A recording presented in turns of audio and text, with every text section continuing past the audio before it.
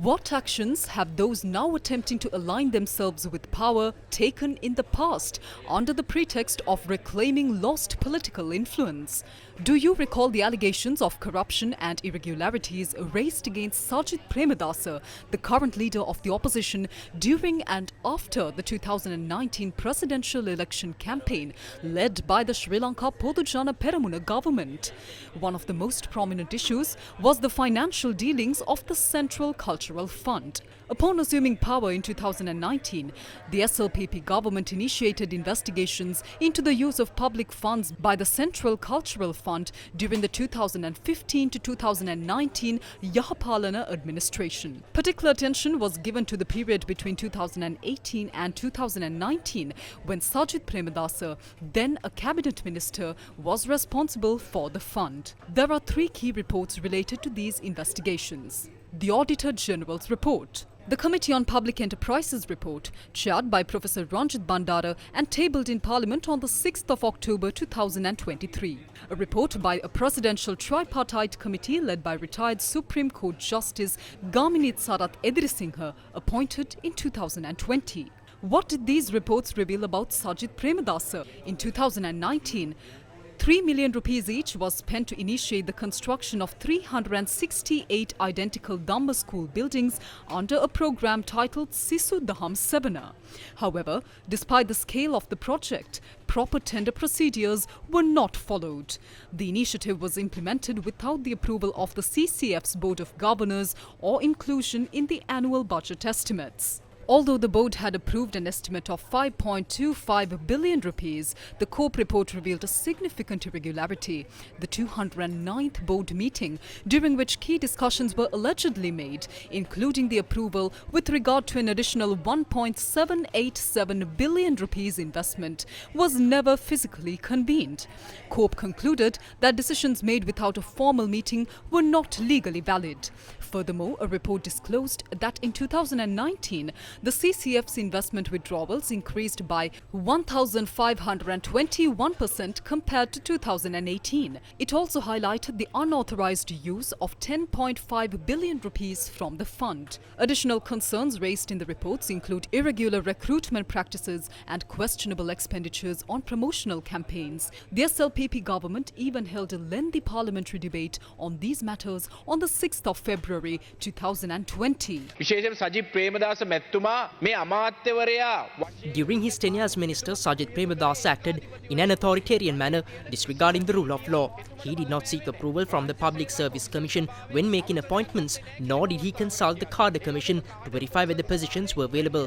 Institutions were used as personal tools. The Central Cultural Fund had 3.6 billion rupees allocated, yet there is no record of what happened to that money. No temples were funded, no transparent procedures were followed.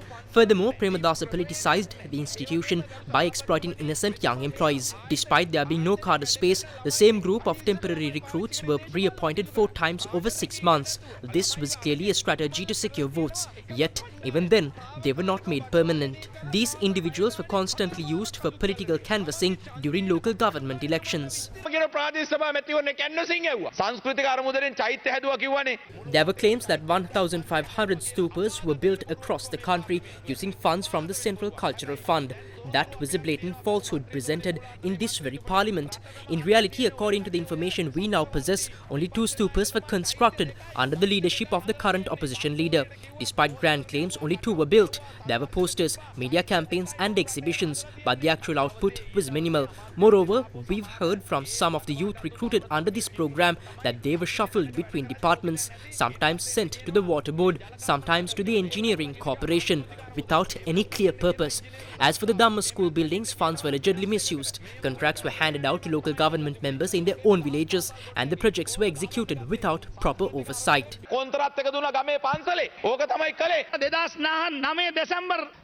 By December 2019, 1.2 billion rupees had been withdrawn. 2,005 million rupees in total taken out from fixed deposits. And for what purpose? To fund Premadasa's political campaign. This is how he operated. Despite the debates and serious concerns raised, there is no evidence that any formal investigations were initiated. There are no records indicating that files were referred to the Commission to investigate allegations of bribery or corruption, the Criminal Investigation Department, or even the Attorney General's Department.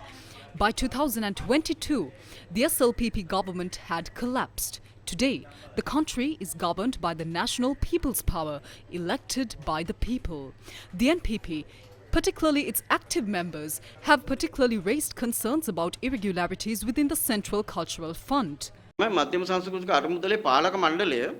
the years in question, the Board of Governors of the Central Cultural Fund met only once in some years. At the time, Sajith Premadasa served as the Minister of Cultural Affairs and was a key figure on the board, which also included the Prime Minister. Despite the board not convening regularly, billions of rupees were spent. There was no proper management or oversight. Serious issues existed regarding how funds were utilized. For example, over 900 workers were assigned to the Department of Archaeology, even though the department had not requested such personnel. This was done despite a government circular explicitly prohibiting new recruitments. According to standard procedure, any recruitment must be approved by the Department of Management Services, which determines the authorized cadre for each institution. The Department of Archaeology had no such approved cadre for these workers. What happened here was a clear misuse of public funds. Recruitments were made forcefully through the CCF and assigned to the Archaeology Department without legal basis.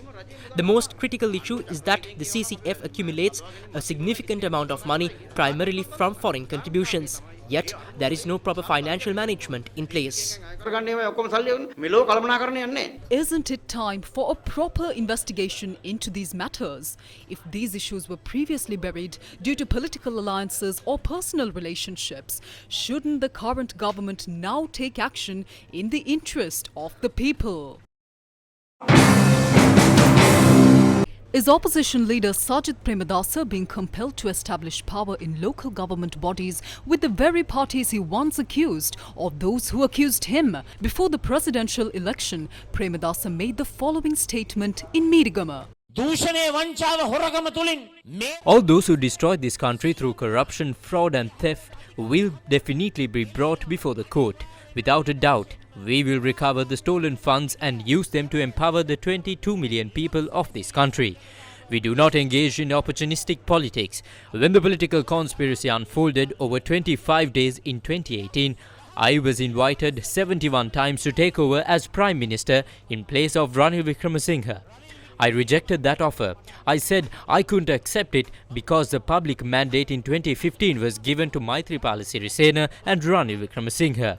Later, when President Gotabaya Rajapaksa invited me to become Prime Minister, just think for a moment. If I had accepted that, wouldn't I have become a protector of the very thieves who destroyed this country and stole its resources? No matter what proposal comes my way through this corrupt political culture, I will never step outside the framework of people-centered politics.